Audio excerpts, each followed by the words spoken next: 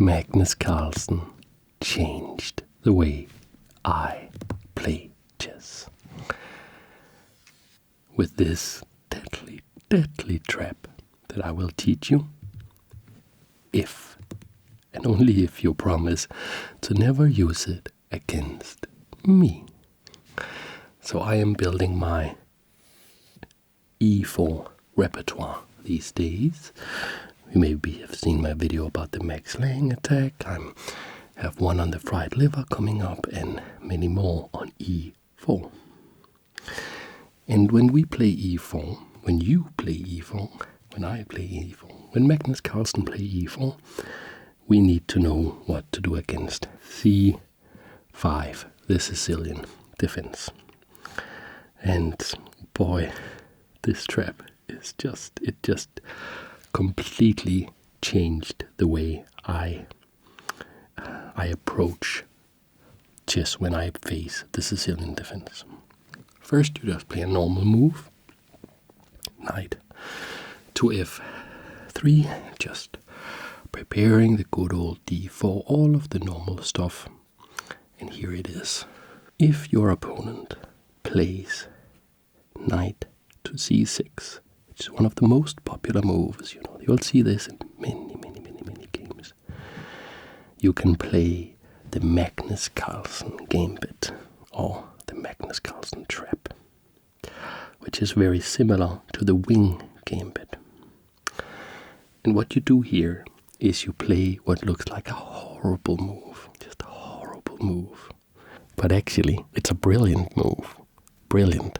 Like our sponsor, Brilliant.org. I am a lifelong learner, and Brilliant has this beautiful and intuitive way of learning that actually triggers my visual ASMR. When I hang out on Brilliant, I go at a pretty slow pace, because I'm not there to do homework, but just to chill and learn cool stuff.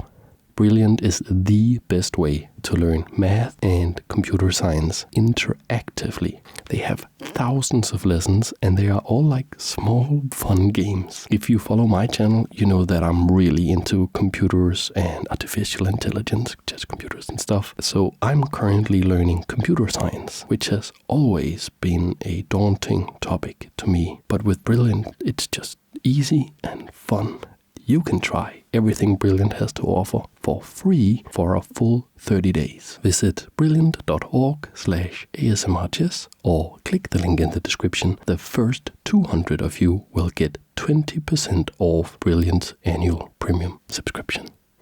You're welcome. You play the move pawn to b4. So this opening you're seeing here for black, if you don't know what black really is doing, this opening is a very strong counter-attacking opening called the Sicilian defense. And black is basically saying you will never be allowed to play pawn to d4 without me being able to capture that pawn. So I am from sort of the flank here counter-attacking the white center. That's the whole point of the opening. I have a long video about a variation of this if you want to play this with black, called the dragon, the Sicilian dragon. I have a link in the description. And very strong opening for black, has been played for hundreds of years, and I play it for black as well. And it was tough for me when I started playing pawn to e4, because I usually played pawn to d4, where you can't play the Sicilian defense, and then I switched to e4, and then people started playing my own opening against me. That was annoying, so I needed something new, and then I saw this Magnus game where he played pawn to b4. And what is it about? Okay, what is it about? Well, I said that black wants to control d4, right? So now you are threatening to just come in and capture here, and that's like a pretty serious threat. You're winning a pawn, but also if black doesn't have this strategic goal of controlling d4, if they don't get to that goal, it can be like a huge problem for them.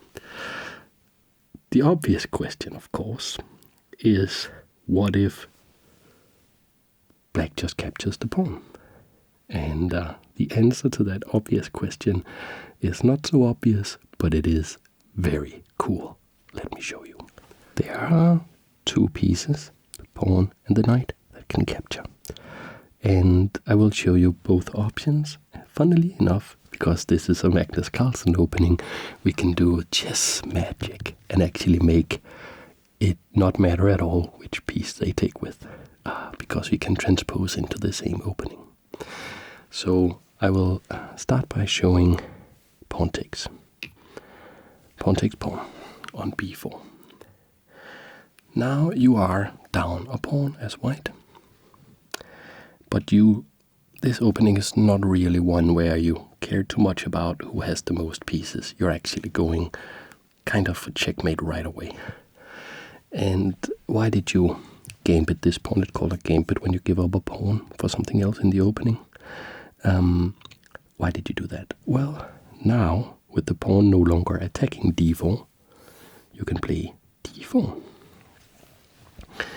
And this position is really good for white, but it did cost us a pawn. So our position is better, but our material is worse.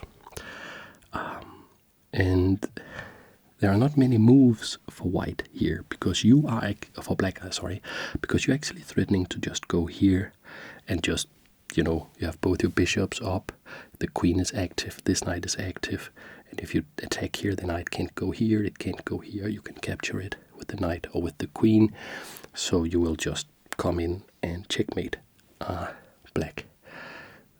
So the most played move, and actually also the best move here, which black is usually able to find, is to stop you from playing d5 by playing d5 themselves. And this is completely okay. It is a good move for black, but you allow it to happen, you capture this pawn. So you notice that all of these moves, they are very forcing. Now you're attacking the knight. The knight doesn't have anywhere good to go. Can't go here, can't go here. It could go back, but like, look at that position, could go here being completely offside. So no, the only good move, which black always finds, you can see that in the database, is queen takes pawn. And here you are going to play a magic move. So we want to play forcing moves, we want to attack black, and we want to just play forcing moves, we want to attack black, and we want to just develop all of our pieces very, very quickly. And here we play pawn to c4. What is this about? It attacks the queen. Magnus Carlsen had this entire game. He was playing against a strong grandmaster, Chigalko. And he played c4 here, and Chigalko was so afraid of this move that he didn't play the correct move. If you know your chess memes, you know that en passant is forced. So that would be captures like this. That's a rule in chess called en passant. I have a video on it, a shorts video, that explains it. Actually, Chigalko played big mistake, queen e4, check here, and lost the entire game in 11 moves. And I will show you at the end of the video, I will show you how that particular game went. But the most important thing is to teach you the main variation of the opening, what you will see the most often if you play the Magnus Carlsen trap. And that is pawn takes pawn, en passant, like this. And every move, we've been doing the same thing. We've been playing with maximum force, attacking, attacking, attacking. So what do? You play knight takes pawn on c6, attacking the queen. And here, take a note, a sort of mental image of this position, or take a screenshot, or note the time code of the video, because do you remember that when we played pawn to b4 right in the beginning on the third move, that black could capture with the pawn or with the knight? I'm going to show you how you get to this position if they capture with the knight first as well. So we will get to this exact position, and when I've shown you the other road, the other way to get to this position, I will show you what black should do and how you are going to just keep on attacking. Okay? So you play e4, they play c4, c5, knight f3, knight c6. All these moves just super standard, but now you play the Magnus. And if they capture with the knight, okay. First we looked at if they capture with the pawn, but if they capture with the knight, here is what you do. You play pawn to c3. Now they don't have anywhere to go other than back. They could go here, but you can capture that with your bishop. Pawn takes. I'll just show you that. Captures. Pawn takes. And now these pawns are doubled, and the position is just horrible for black. So the knight would have to go here. That's also what they play in like 95% of the games or whatever. Now, after c3, you notice that you can play pawn to d4, now supported by this. Here, they will have to play, because you're just going to play pawn to d5, which will be horrible for them. So they have to play pawn takes pawn, pawn takes pawn, and now d5. Does it look like something you've seen before? Pawn takes pawn, queen takes pawn, and knight to c3.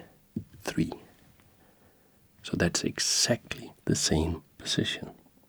That is one of the big strengths of this opening, particularly for us mortal, non-Magnus Carlsen, non-Gary Kasparov, non-Super GM players, because they can, of course, remember like 10,000 different opening variations, literally, but we can't. So we want something that is easy to remember, that you can transpose into from very many different variations, and which is very forcing with many tricks and traps, so our opponents can go wrong and we can punish them quickly. Now, there is only one good move here, because if the queen is attacked, and I will of course show you the queen e4 check line where Chigalku with the black pieces lost against Magnus Carlsen in 11 moves. And if they play something else like this, you can actually just push this pawn. That's always a threat. So if they put the queen somewhere where they don't have a threat, you push the pawn, the knight will have to move, and all your pieces are active, and you are just going to smash the opponent's king, no problem. So the only square the queen can go to where you can't play pawn to d5 is queen to a5. This is the only move where black stays in the game. The only move. Any other move is significantly worse for black. And here you are going to play a frankly unbelievable move. What is queen a5 about? Well, it's about stopping pawn to d5 by attacking the knight with check. And it's not defended. So, what would anybody play? Something like this, but that's not good. No. We don't defend the knight. We don't defend the knight. We just say no. We play rook b1, which is just, it looks silly. Like if you're not like a titled player, if you don't have a high rating, your opponent is just going to think that you blundered the knight. They're not going to think you did that on purpose. And the only good move, and what they are going to play in 100% of the cases, is queen takes c3, check. Now you block with the bishop, which is counterattacking the queen. And where is that queen going exactly?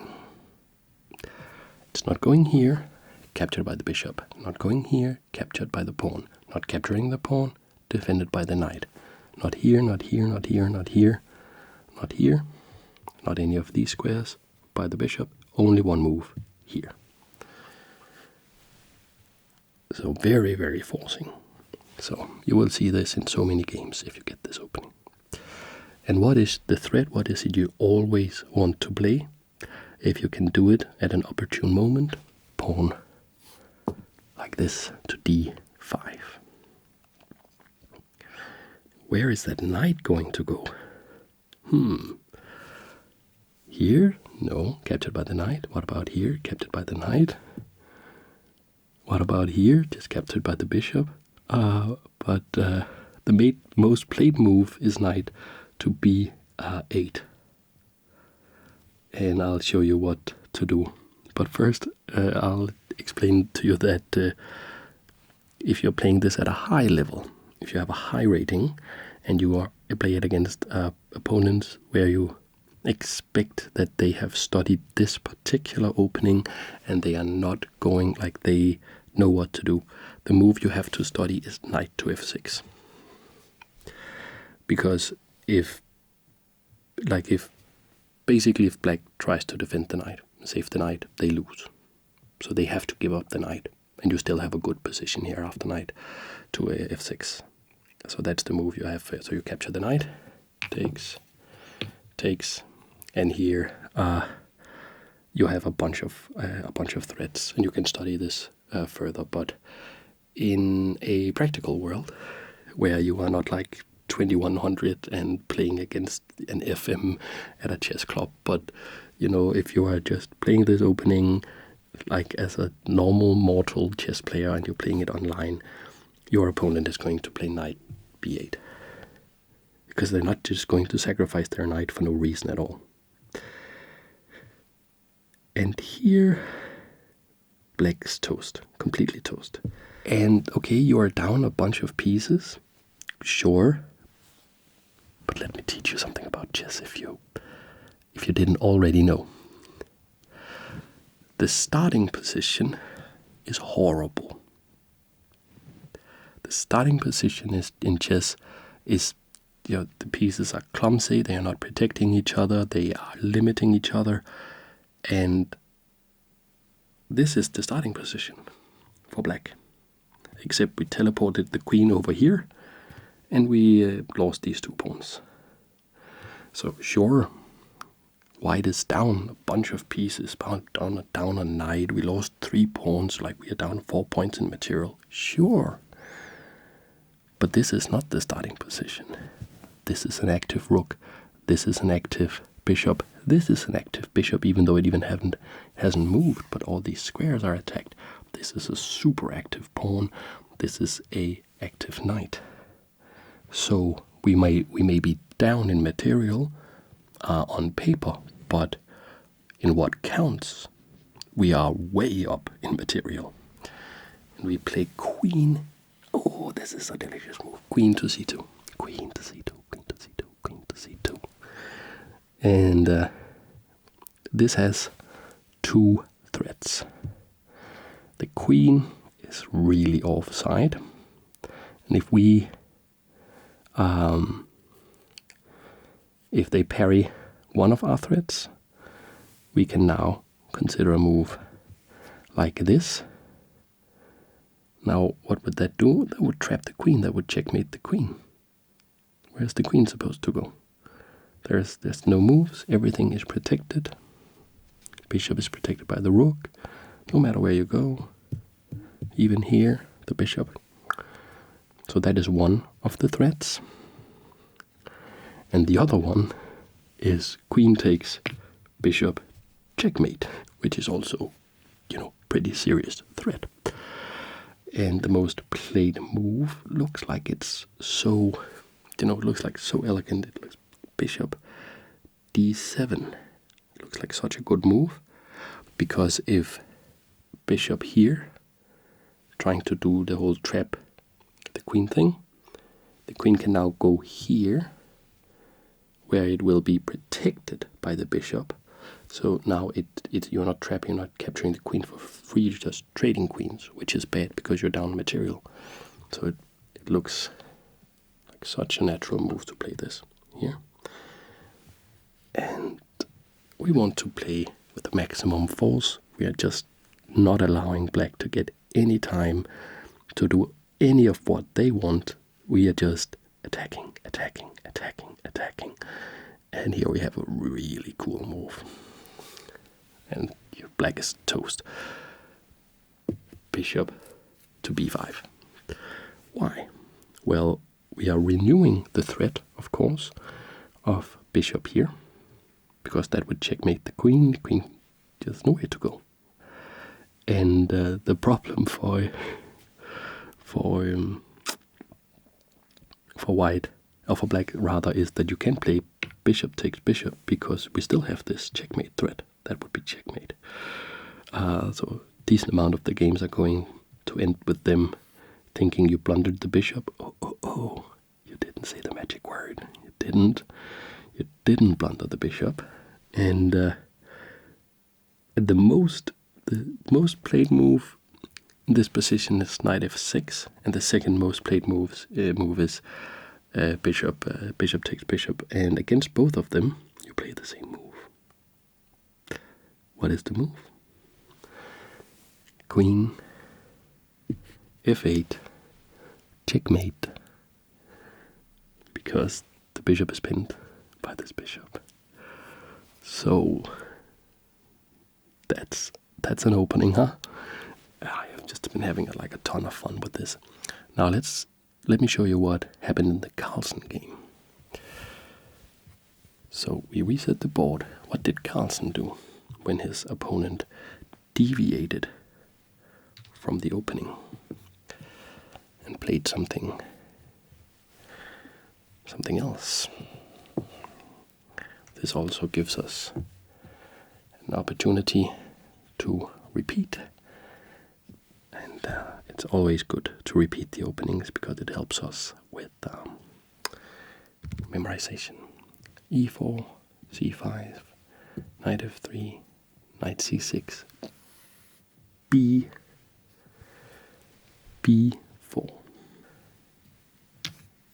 pawn takes pawn, and d4,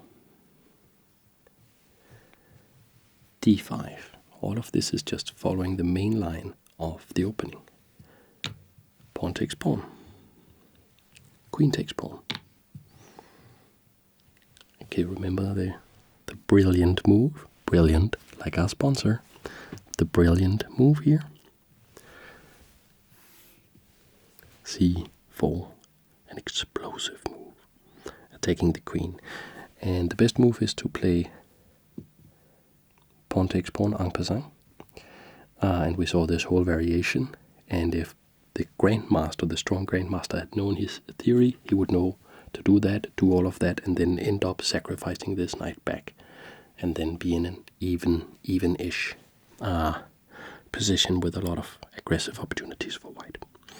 But he didn't play that. Instead he played queen e4 check.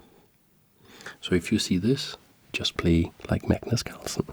Block with queen, bishop to e3. Chigalko played knight to f6. This was a little bit of a passive move because you had to defend against the check, but you are right back now to playing the most aggressive option you have basically all the time, which is also why this opening is so fun. Bishop d3, attacking the queen. Where is the queen going to go? There's only one square, really, unless you want to go here and block in your bishop, which is horrible, and you just get into this fork right away. It doesn't work at all. So queen here, it looks like it's attacking this pawn.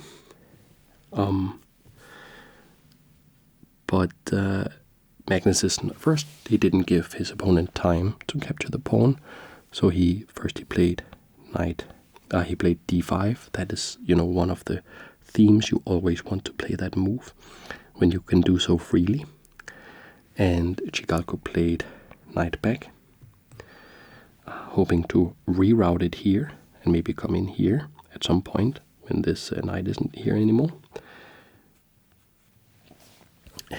And here, Magnus played one of those goat type moves that he can play like, because he's Magnus Carlsen. I think actually just castling here is super, super strong for white, and white is winning. But you can also win like this, so you close the game really quickly. Pawn to a3, just attacking the queen. Queen has almost no squares, but if Chicalco played the game again, I think he would go to a5. Excuse me, this is not pawn.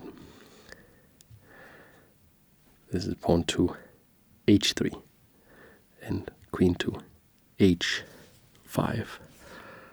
But Chicalco played queen takes pawn, thinking that if rook here, he could come and capture here, and he would be okay. But Magnus did not play rook g1. He played rook h2, defended by the knight. And that's checkmating the queen again. And can't go here, knight. Can't go here, king and bishop. Here, rook. Can't capture the rook, knight. Can't capture the pawn, rook. Here's the pawn, the other pawn, the knight on the bishop, and here, that bishop.